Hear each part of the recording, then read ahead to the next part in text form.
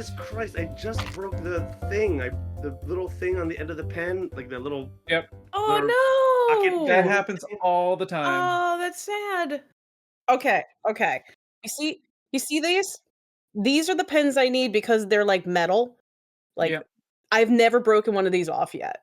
And this is why these are the ones. Because I can't stop playing with these fucking things. Oh, by the way, this is also awesome for an audio format. You see these? You see this thing, You see audio these? listeners to this podcast. You see this thing? Wait, what are you talking about? You see these? See Sandra, these? Sandra, you see these? Well, what are they called? Yeah. What are they called anyways? On a pen. Boobs? Yeah, no boobs. No. What? What? The part to the pen? The Yeah, Yeah, The what clip? are those called? Is it a I guess clip? it I guess I it's a think clip, it right? I'm gonna call it the aglet of the pen. What the what? Yeah. Do you know what an aglet is? Nope. No, enlighten Oh. us. So an aglet is the little plastic cap or whatever that is on the end of a shoelace, so that it can go through the hole. Oh my. That's got a name, and it's called an aglet. Yeah, so Aglet. it's the aglet of the pen. Well, if it's an aglet, that means that there is a larger version called an ag. An ag. Yeah, we must search for the legendary ag. yeah. This episode Ag. brought to you by ag. Ag. Ag. So I It's wanted ag. to. Oh right, well that welcome back, guys, to the 3RPG podcast, a podcast where we talk about RPGs and other stuff. My name's Jay Underwood. And I'm the lime illuminated Chris. Whoa, I like lemon lime. Can you be lemon lime illuminated, Chris? Could you maybe? Okay, I'll add the lemon. Yeah. All right, then I'll be Sandra Rosner today. Deal.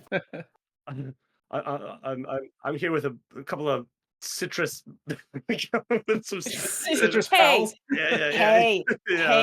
hey, scurvy's a thing, okay? No scurvy happening on this show. Not on this show. Not on our watch. Not on our watch. So I was thinking about the transition of the perception of playable classes from back in the day to now, and I felt like the bard is the one that has overgone the biggest sort of transition, in the sense of, like, the bard was the joke class for the longest time. Are you gonna be a Yeah. bard? Like what? Like ridiculous. Yeah. They can't do anything. They're silly, but now they're kind of cool, right? Yeah. Like that. Even though like their skill set No, hasn't kinda changed about that it. much, right? Now the bards are the really cool ones, right? So, whereas like has the fighter changed? I mean, I suppose so, but not as much as the bard. Not social. Yeah, I Not as its perception is concerned anyway.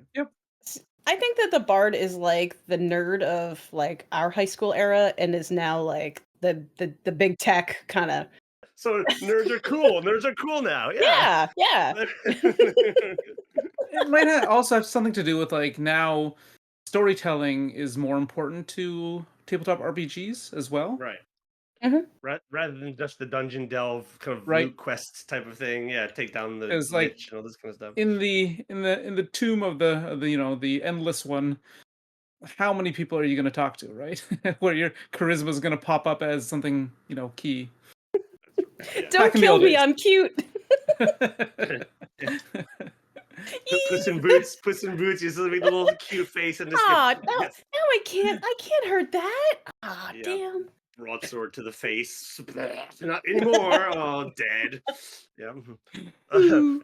This room of this dungeon room is filled with the corpses of dead bards. Aw. There's the episode title right there. You imagine room of walking dead into bards. that? Like other DMs, take notice. Like tell your group that you walk into the room and you just see piles of bodies and Yeah. piles of guitars and loots and No, you're like, what the Ooh, hell is free going loot. on in here? Free loot. Yes, Free in a loot! weird way, like every college dorm room is sort of that room, right? There's just like a Oh my discarded God. electric guitar, or like a pair of bongos, or like a beanbag. It's like there's a dead bard in this room somewhere. Absolutely. At least it smells like one. It just, hey, smells like dead bard. Okay, hold on a second. Thinking, Here he goes. loading. Here he goes. Uh, Base. No. what? Right? Speaking That's of what we're bards in the limelight, Oh! Giving character space. You were making giving. space. I was making You're making space. space. You're Yeah. making space. I was What? waiting for like the mic drop or we something. can't see it though. You can't see space, yeah, but you can't. What you're hearing is the kind of the quiet between and before and after the work of art, like they do in a piece of classical music. Everyone gets quiet now. Now we begin our masterpiece of audio delights. Uh, that is today's topic is giving characters space. And from here, I'm sure we all have different concepts here. I think I could boil mine down into two, but I want to hear what you both think first. How do we do this? Should we do this? Is it important? Etc. The usual questions: who, Mm. what, when, where, why, how much, how many. Oh, get the interrogation lamp. That's right. Interrogation, Chris. Interrogation, Chris.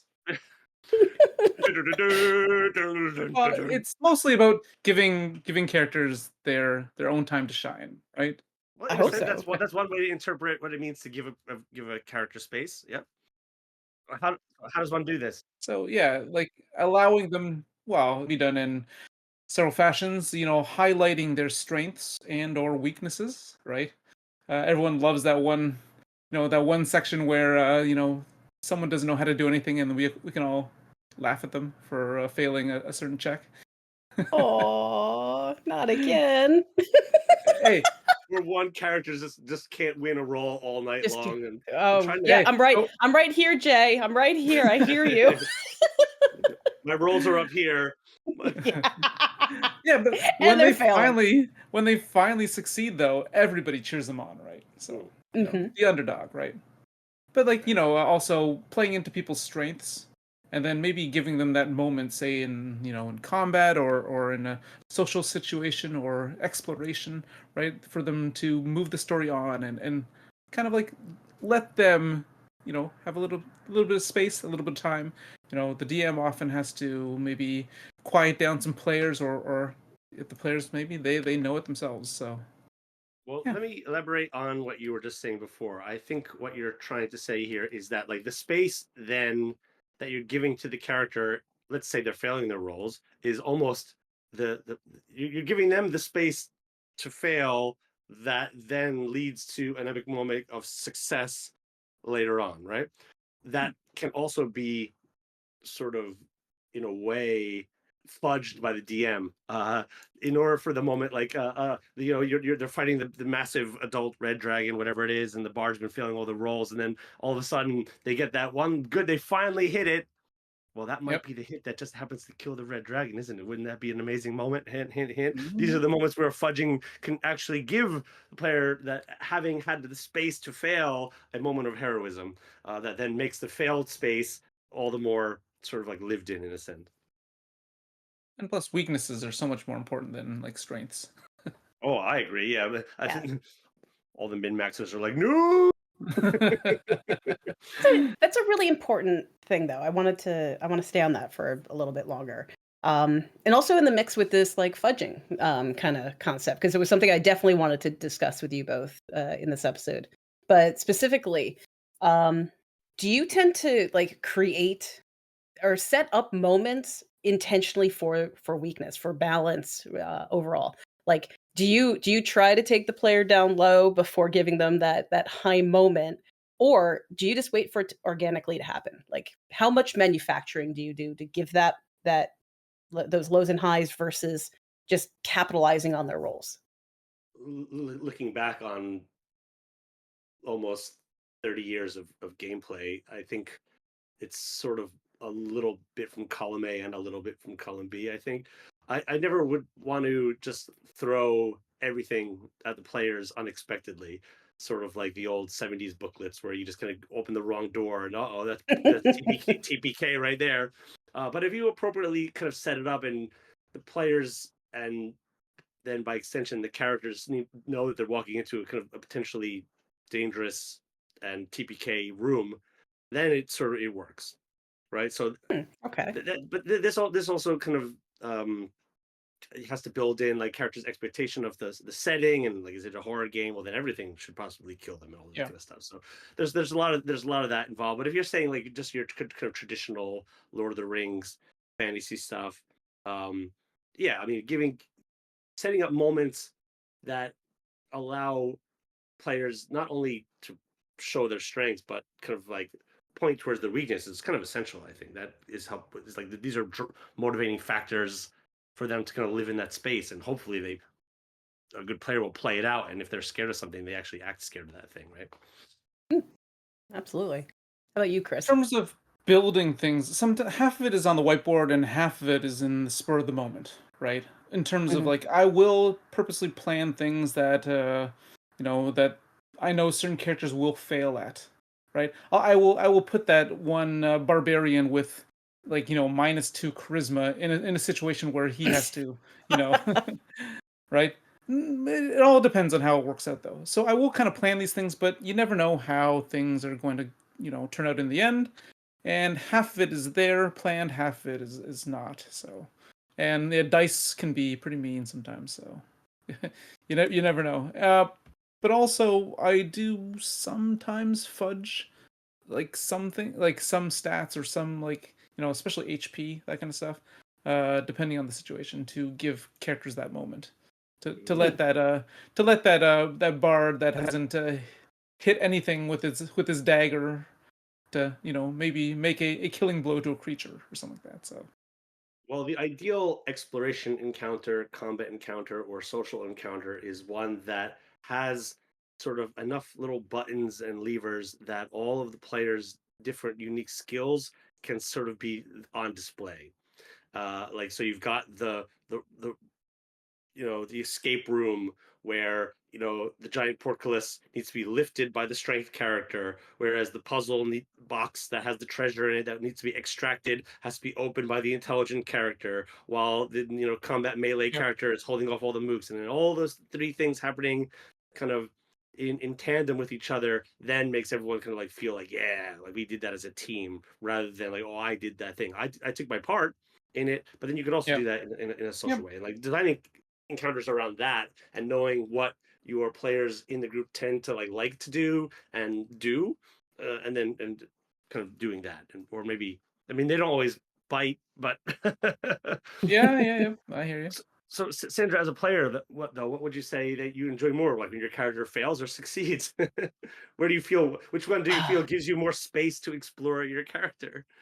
You know, if I think this is an easier thing to answer in a bit of a spread. Like I prefer to have like one really truly heroic moment for every four just fumble on your face kind of things. But I'm a bit of a masochist as a player because hey now, don't Taking take notes. notes. Taking notes. Taking notes.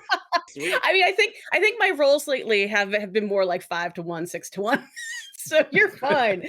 But like when you win, right? You cheer it and you move on, right? But when you fail and you have to figure out why your character failed and how is that impacting them and the party, there's so much more depth. There's so much more commitment to the character to figure out like those emotions, those interactions, and then those future actions to mitigate being weak, to mitigate being afraid, to mitigate all those flaws. Like the best heroic moment for me is the one where you've had this path of weakness Yep. and then you overcome it for like a believable earned reason. Well, that's it. A series of failed rolls that lead to one success at the end. Yep. Yay! Yep. You've done it. I do want to explore space again. And I think what we're trying to say is like you letting the character be the character, rather than kind of being kind of led along by the plot or the story or what have you. And I Okay. think one of the difficulties that a GM might run into is saying like, okay, guys, and go. And then the player's like, well, what are we supposed to do? Like, oh, hello, my name is Blarg the Blarbarian or whatever. Like they have no Plug the Barbarian. you know I'm what I writing mean? that down for Like, next campaign. um so in order to give players the space to explore their character and be their character, it's the job of the GM to present again the the knobs and the levers that can be pushed and pulled in that Limitation. area, and limitations. Yeah, that like that then provide the space. So you're literally, like not literally, you're figuratively framing the mental space around the table, so now things can be interacted with and touched upon and all that kind of stuff. And so Yeah. a good setup, even at the smallest little details, can help. What sights are Yeah. there, what smells are there, what other things, trivial things, are in the background that are happening.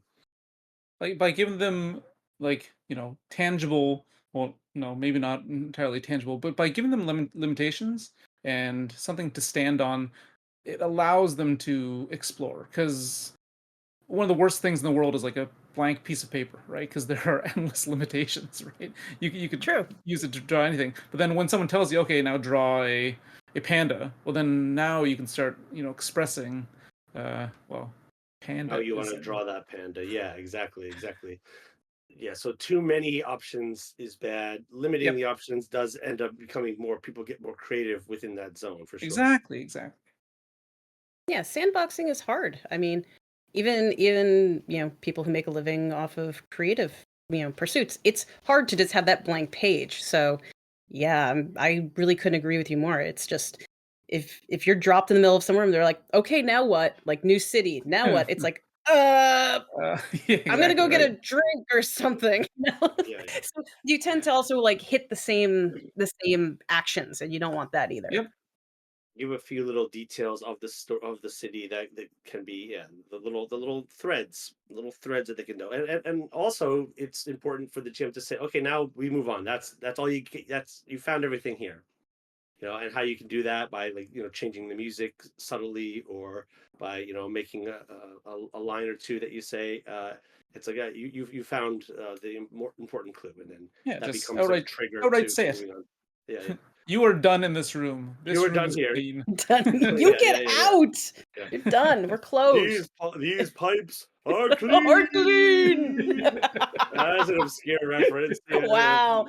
Giving sometimes, when you're talking about story breadcrumbs, holding back where the story might go for the players to explore where they think the story might go, and then making the necessary adaptations to adjust to something that the players may think is going to happen and are looking forward to happening, even though it may not be like in the notes per se. Yep. I think that can sometimes be useful. And you got to be really careful with doing that, because you don't want to be kind of get to a situation where players just feel like, oh, this is not good, we didn't discover anything, we're just kind of imagination land or whatever. Imagination Oh.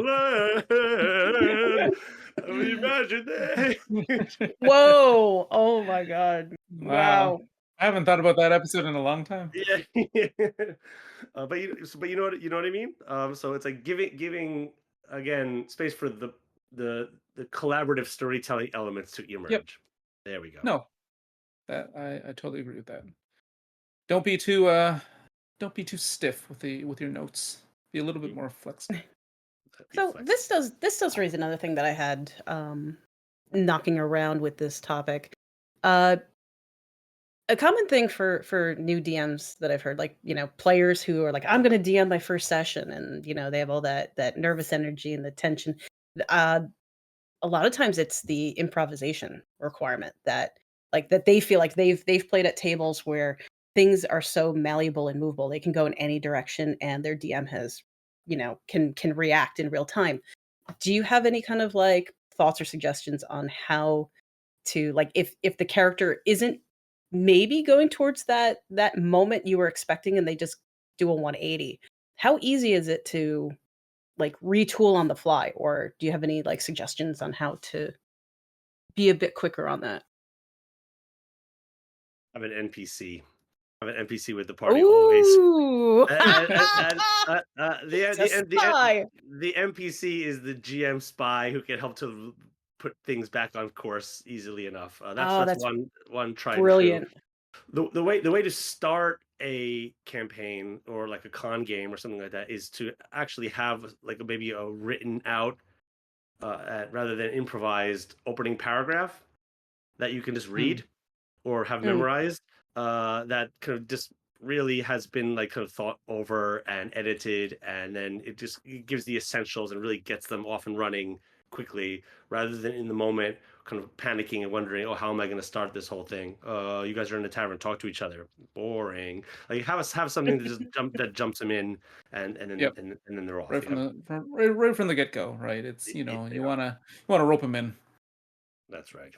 In terms of like them going off the path, Mhm. you do need to be a little bit flexible. Like that encounters that you've built can be done in multiple places. So kind of like make it so that there's a little bit of wiggle room in case if they fight in the tavern or if they fight in the market, right? They're gonna have a fight with the bandits, but where it happens, like just be a little bit more flexible, I'd say, when it comes to that. Or in the stables, have them fight in the stables. It makes You me know, think of that like impending doom moment where you go through the day, you're just like something bad's gonna happen, something bad's gonna happen, but you miss the bandits in the marketplace, and there they are at the bus stop. Damn it, I was right. Little bit of wiggle room. wi- Wiggle, a wiggle, wiggle wiggle, bit of wiggle. wiggle room. Wiggle, wiggle, wiggle, With wiggle, wiggle, Wiggle, wiggle, Vlad the wiggle, wiggle. Barbarian. Yeah. Let's take a quick break.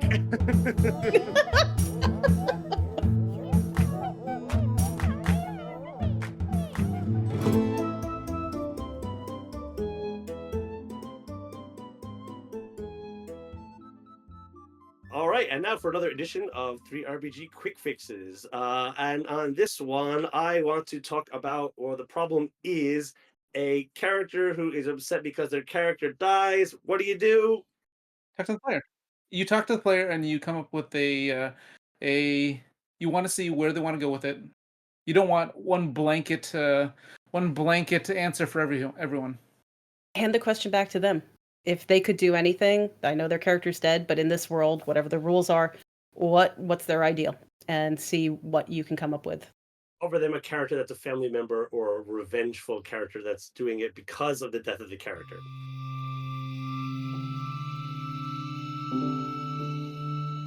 So I wanted to give a quick example of how like a DM might just like start off. So I have a kind of one-off PDF, which I put in the show notes below, of a kind of cyberpunk adventure path called the Sprawl, that kind of begins with something along the lines of, as the medical airtight bag is sliced open, you cough up a gel-like, clearish, chemical-tasting fluid, and you hear a voice come in that says, relax. It's how flesh is transported long distances without blemishing. You're normal.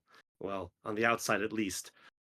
Naked, weak, dizzy, you can't remember a thing. Though you see to your right another pod similar to yours, with a dead figure, a decapitated figure in it.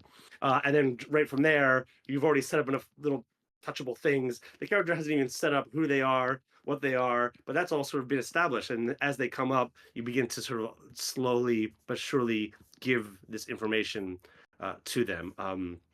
And the way I do that is by presenting, 4 small index cards with names on them, and then as the character slash player kind of gets up, looks around the room, they see several lockers with names on them, and then they just choose the locker, quote unquote, that is their name, and then as they flip that over, that gives them a little bit more of the character sheet and a little bit more of the character sheet, and then they sort of like they build their character by the choices that they're making in game, as their characters sort of like booting up and learning all the stuff about themselves that they're sort of choosing, which is kind of a way in. Anyway, That sounds like so much fun, but for a new DM, that's a lot. That's a lot to start with. But man, that I'm so invested already. right there you I mean, go. And but this is interesting though because you're raising a thought that I hadn't had about this. That literally the start of your campaign is a moment for every character to have that space because you're introducing each one ideally.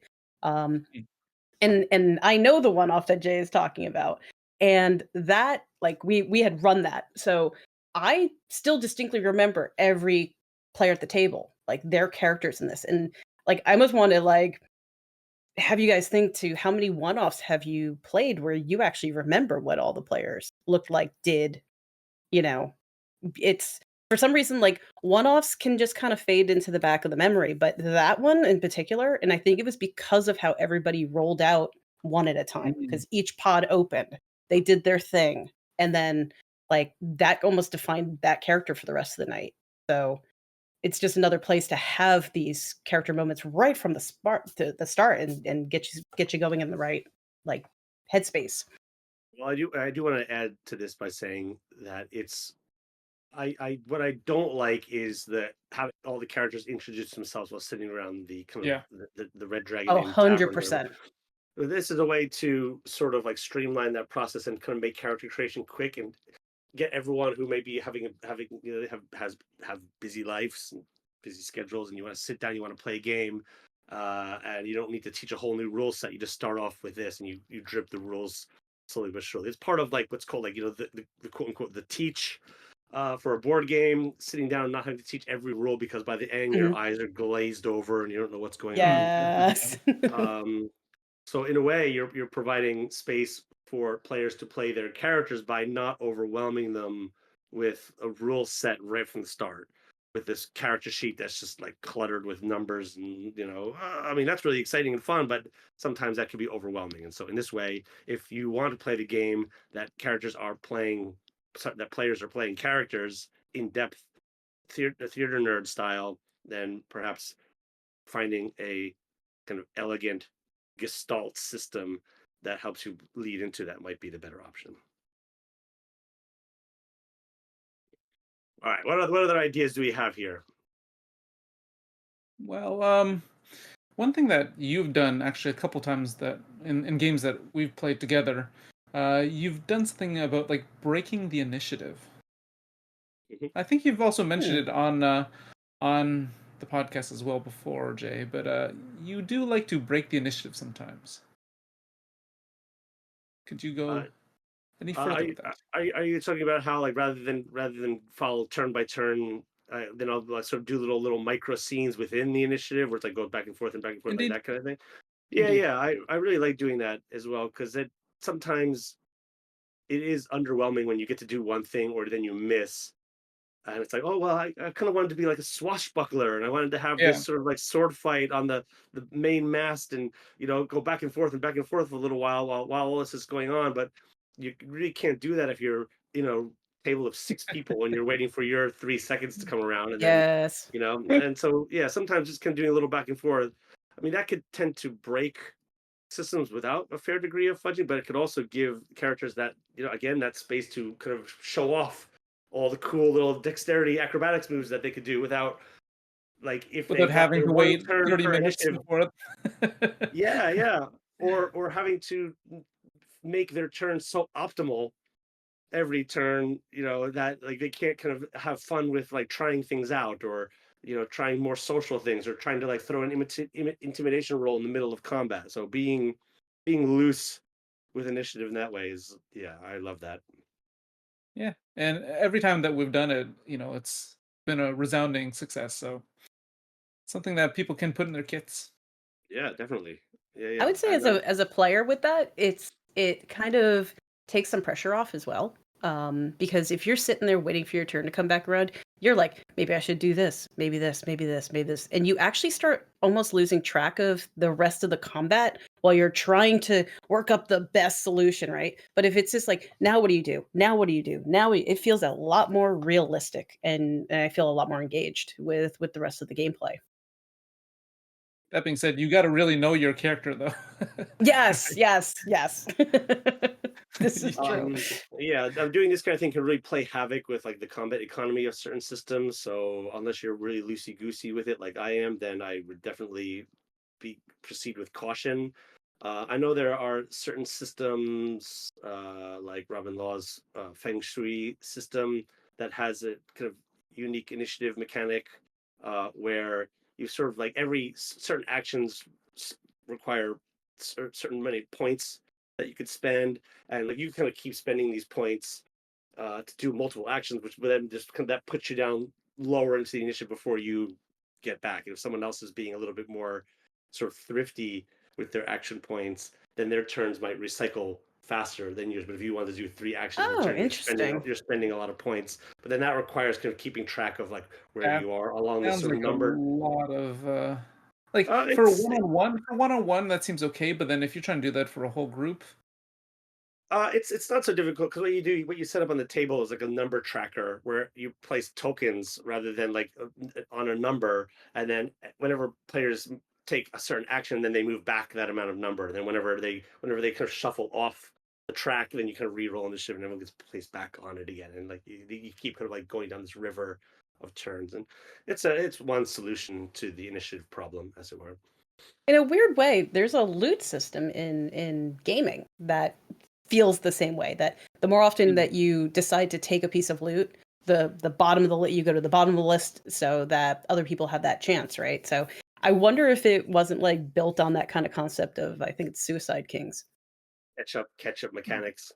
Yep. Like anyone who plays Mario Kart knows, if you're in last place, you kind of get a little speed boost. So you Oh assuming yeah. you're first place. you get the blue shells and the bullet bills and all the stars. People hate it, but it's great. It makes the game fun and chaotic, and it's a really good mechanic. Yeah, games that have that kind of thing where you just can't steamroll, unlike certain like Euro board games where like when one person does like the right optimal move on turn 1, and now the next 30 moves of the game we're just like, well, he's won. It's like, Yep.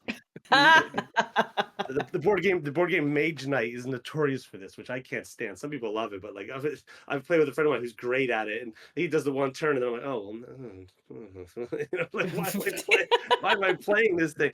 But we're getting off topic. What other ideas are there for either GMs to give space for their players to live in their character, or how can a player themselves sort of um, rest that space into the game, from maybe a GM that sort of wants to push it forward, right? I think, Chris, we have a GM that we've played with before, without naming names, who does like to just like get to the story, get to like, hey, we're having a moment here, we're having a little moment, like a little too much, where you're like, I wanted some space, but draw that curtain. We gotta go. We gotta get to the next room of skeletons. Yeah. It's like, wait. We're having a chat here. Anyway, the door's open.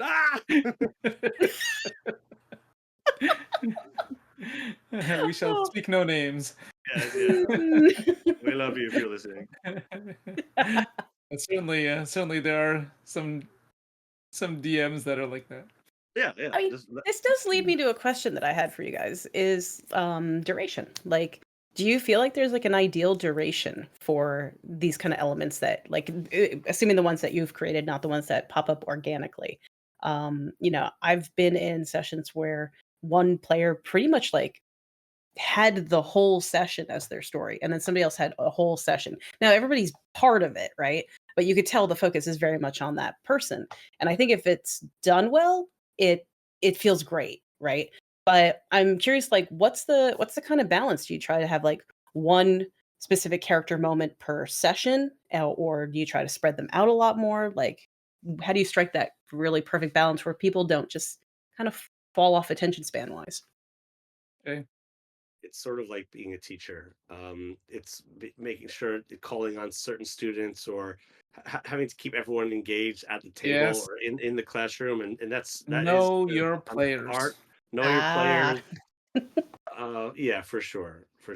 I find one of the things that I really enjoy about DM is when I get to be in the kind of editorial seat rather than the directorial seat, right? When I'm explaining the scene, I'm the sort of cinematographer. When I'm the director, I'm making sure that everyone's sort of like following their initiative, and it's your turn, and are you ready? Make sure you're ready. Quickly make a decision. It's in the heat of combat, blah, blah, blah, blah, blah. But when I'm in the kind of editorial seat, it's sort of like letting characters have like the chat or the discussion together, but then kind of making a little comment here, like, okay, get to the goal, like get to wrap it up, or okay, and then cutting to the next scene, and like where it feels like there's an appropriate, almost cinematic cut point, that then moves on, and hopefully, that again is a subtle art. You just kind of feel like the momentum is starting to kind of circle around the drain or whatever. Yeah. It's a bad metaphor there, but it's just like, well, all these these players' conversations are just like in the toilet right now. I gotta flush courtesy flush this scene right here. Oh my God, courtesy flush the scene. Wow. Wow. That is very evocative. Yeah, Nicely done, Sometimes it's Jay. like sometimes it's a certain image that I have in my head or something that a player says, and I'm like, that's the best place to stop. Let's stop it right there. yeah, that's Right? it. That's the line. Mhm. Yeah. Right. That's the end of the episode, as it were. Yeah. I don't know if I have any hard set rule for that. That just comes with like a lifetime of reading and cinema watching and all that kind of stuff, and Yeah. just knowing the feel of an end. But sometimes players and DMs included can have a tendency to kind of waffle, like I often do on this podcast. But finding the time when you cut, and you say, okay, that's it. We've made the point. Move on. All our listeners are just sort of like shaking their computers. Oh, you've made the point. Move on. It's a subtle art, and it's not always that easy. So it sounds like even like just don't reinvent the wheel. Like you know what it looks like in cinema, you know what it looks like in TV shows, in books, right? Like there's a basic psychological threshold for too much detail. And if you can recognize it everywhere else, you're gonna recognize it in your game, pretty much. Yeah. I've always wanted to just like let it go though. I've always wanted to just like try, just like see how far they can push the scene without any direction from the DM, and they're just like looking at each other like, what? Let chaos reign. Chaos reign. Yeah.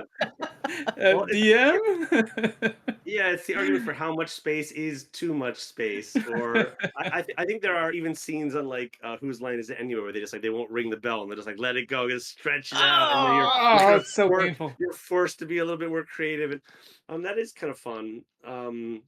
Yeah, usually it's just a feel like, okay, that's been said, but I think sometimes players do appreciate. You can correct me if I'm wrong here, Sandra, when the GM does step in and say like, okay, like we we, we have to resolve this situation with like a roll, or get down to the mechanical thing of like, okay, you bought the stuff and just roll this dice, and or you can get it or you can't. Like Mhm. get to a resolution mechanic to end the scene. That's always a quick, surefire way to end the space that you've provided amongst the within the role play scene. Uh, I don't know. What do you sort of prefer? What techniques do you like, or I mean, I'm definitely going to say that having the DM step in who has Yep. experience of where like, yeah, I think you've run your course, because sometimes there's just a weird nervous energy, especially if you're interacting with another player at the table where you're like, do you want to do this? Do I want to do this? Are we doing this? Like almost like a gridlock of decision. So when the DM's just like, guys, do you need a roll kind of a thing? It's kind of a relief, right? just So paralysis setting in, like yeah, AP? Yeah. yeah. And at other times, like sometimes you may not like know exactly like if you're like having a mystery narrative, right? And you're trying to be like, am I missing something? Am I missing something? It, you really only can put so much time into trying to solve the mystery halfway through, right? So yeah, I honestly kind of feel like if you're spinning your wheels individually or with the party, yeah, you're gonna get so much more out of being moved forward if you're not gonna do it yourself. So, Well, this yeah, requires a rarely game have of I. social awareness of the table and what the characters are Yes. interacting with and the players are interacting with and all that stuff. And some people may not just be. Some people are maybe better than that than others, I suppose. Yep. Oh, yeah. I We do all think learn it social can. skills. It's true. I do think it can be learned, and especially within the context of the game, it can be learned just via trial and error and practice, and saying like, yeah, that Practice. scene Yeah. went on a little bit too long, or why was that?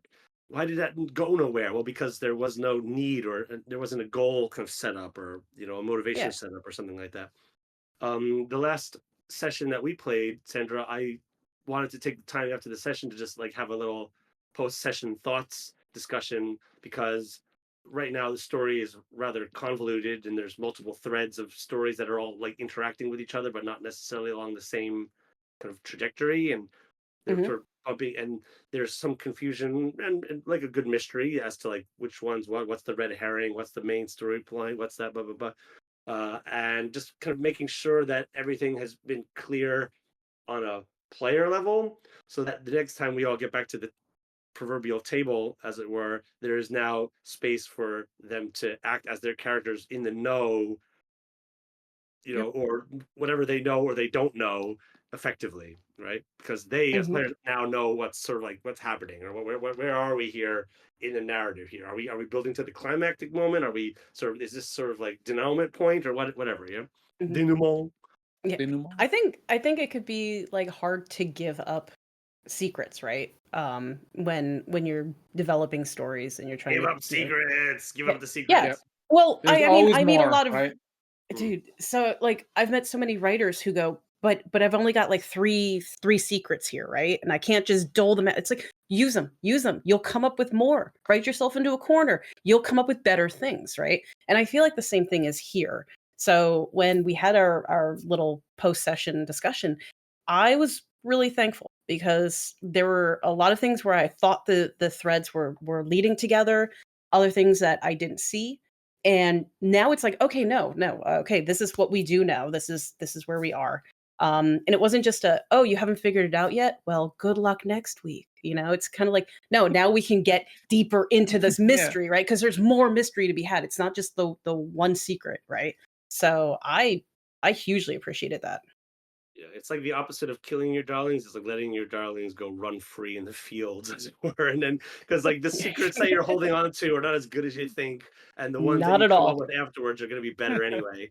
Hmm. Um, it's like a lot of times, I believe we discussed this in our traps episode. I'll just tend to come up with a puzzle that I don't know the solution to, and just watch as my players come up with a better solution that I would have thought of. It's like, yeah, that's the one. Yep. Yep. You got Crowdsource it. that story. You got it. Crowdsource it. Speaking about like the after session, like talking about things after session. One of the things I like to do as well, especially about like in relation to giving people space, is when something good happens in a session, like you a character gets a moment or something like that, right? I do like to point that out later after the session, kind of like give them a little carrot for for Give him doing a a good Benny. job. Give him a Benny. There's a don't. What's what they're called in some of the drama systems where you get like a luck token because you did something really good in the system. Where it's like, Yep. what is it in your game? Because you give them like a half donut or something.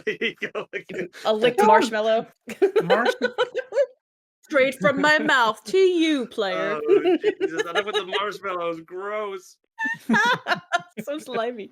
But the idea of like pointing things out that they did well, right?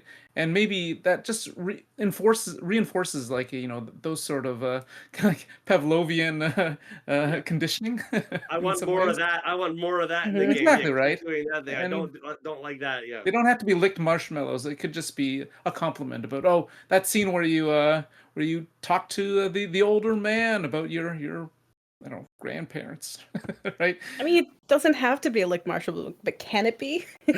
Is that inappropriate? Nah, I Maybe like to keep my session zero marshmallows. discussion. Give them a box of chocolates, of which one is filled with arsenic. Yeah, yeah. Happy birthday. But I remember we like with Jay, we used to like after the game, we used to kind of look back at the session and all the cool things that had happened, and we're in awe of like all the neat things that That came took up, place. and yeah, Yeah, yeah. And that was the genesis of this podcast. It's like, let's do that. Let's make these chats feel like it feels like after a session has been done and you're kind of chatting with it afterwards. And in a way, that does create space for the next session. It creates a room for anticipation. It creates motivation to try out new things, or to go behind those doors, or that part of the city that's now been established, or like a thing that you thought about that kind of came out of the improv in the game. That's like, oh, that could be interesting to explore. Why don't we go down that way? And maybe players say like, yeah, no, we'd rather stay over here. And okay, cool. And that kind of cuts out the stuff that we don't want. That's great. An Important. interesting statistic I have for you, Jay, is that after we have these like post-session conversations, like they don't always happen. Sometimes we run late, or oh, everything wrapped up, cool. We're gonna move on to a new place. Nice But tidy bow on the top. Yeah. yeah, but the ones where we're like in it and we have the time to spare to go over these things, you have no idea how much chatter happens in the player only chat that week. So Yay. it compounds, like the excitement, the ownership, the everything of what's going on in that world. It just becomes so magnified. What are we gonna do? What are we gonna do next? Yeah. Oh no, we are so dead next We're week. Oh so no. screwed. Yeah, we're Hmm. situation. And people want that. You want that. Yeah, yeah. That's fun to do. Like I guess my final comment would be that what I do as a GM every week is try to create a space for the players to enjoy that I would have enjoyed if I was a player. Like I want to be in the I want to be at Helm's Deep with all the orcs coming down and like, oh, this is like a borderline unwinnable situation that we get out with the skin of our teeth. And not every session you can't do that, but like finding those balance and finding those hills and troughs where as the story moves along you can kind of like build or try to set up one or set an Easter egg for something that's going on way later on. Like over the last 3 weeks of our game, I've been setting up a nice villain who's growing. He's so nice. And it's fun. Yeah, it's fun. There you go. Drop all those Chekhov's guns everywhere. Oh, yeah. Just toss them everywhere. Chekhov's crossbows. Yeah. Did anybody else have anything to add here? Andrew? Yeah. Just from the player perspective, I think sometimes it can be a little hard to know when to like how to participate and support clearly this player is having their moment. We've followed their storyline, they're discovering the thing that they've been trying to discover, and you don't want to just like hang them out to dry. Like, okay, have your adventure, I'll sit here and wait, right? So I've seen it go wrong where a really like experienced player or maybe a bad player, like it's one or the other, right? Sort of like almost overdoes it, like in trying to support the person, and they become almost overwhelmed. So I was like kind of wondering what your if you had really good examples of what supporting the player moment from everybody else on the table looks like to you. Someone like over eggs the fondue or whatever. Yeah. The fondue. I mean, there's like no egg in fondue. like here, let me give you an example, because I was trying to I was like, am I going to articulate this right? So this was my example. You have a rogue that's afraid to disarm a trap after it went wrong a year ago.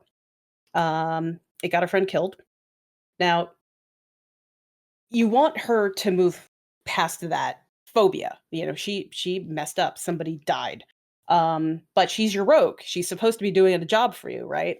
And it can be so easy that like another player just comes up and like barbarian smashes the trap, right? So like thoughts that I have was like, how do you have these like how do your players at the table have the conversation like, no, you've got this, or like this is your job, do it or get out of the group. Like those kind of great character moments can happen, but they're not always super obvious, I think. So The barbarian, he goes, if you're not gonna do it, I'm gonna do it, and he sets it off and gets hurt. It gets hurt. Yeah. So oh no. Yeah. So it sounds like one lever to pull there is if somebody does sort of like step over the moment, like there's a consequence, and then fail horribly, right? And then it gives the player who can do it or potentially could do it a chance to try it again, and then perhaps succeed on it. Yeah, or fail. I like the idea with rather than going with a failure, going with like an accidental success. Like Okay. like you throw in a roll that is maybe like a perception check or a history check or something like that may not be directly related to the trap, but then ties back into the trap. Whereas like the past history check that leads to like, oh wait, you read about this trap before, so, which leads to like an automatic success of taking down the trap. So you bury in one check with another check, and then you're like unconditioning the trauma response from the failed checks earlier by saying, oh, so now the next time they go up to a trap, they'd be like, oh, maybe I got this now, and then now they're more confident to do it, something like that. Okay, so that's like PTSD inception there, because it's like the player's worried to do it and their character's worried to do it, and you're kind of undoing both at the same time. That's right. That's right. Well, I think everything's been said here. No, does anyone have any final thoughts or discussions before we close out here? As a player, I'm gonna say that probably my favorite, heroic moments have been the ones where I've actually approached my DM and talked about where I feel like the character's at. It's not like I'm expecting her to progress that story the very next week, but by not expecting my DM to read my mind necessarily, Mm. I'm saying, hey, you know what? I'm really interested to see where, if she explores this path, what's going to happen, kind of a thing. I And want more it opportunities to use my charisma ability. I want more opportunities to use my exactly disarm traps Oh, right. ability. please. Yeah, just Please don't put it talk to your all on your DMs. DM. It's not your DM's 100% job to make that fantasy happen. So I'd say just know what you want and tell them. Just don't hold back the secret. Make your own spaces to role play in as well. The GM will Yep. thank you for them in a way. Yeah. Awesome. Yep, absolutely. Uh, well, all right, guys. Until then, I'll see you next week. Ciao.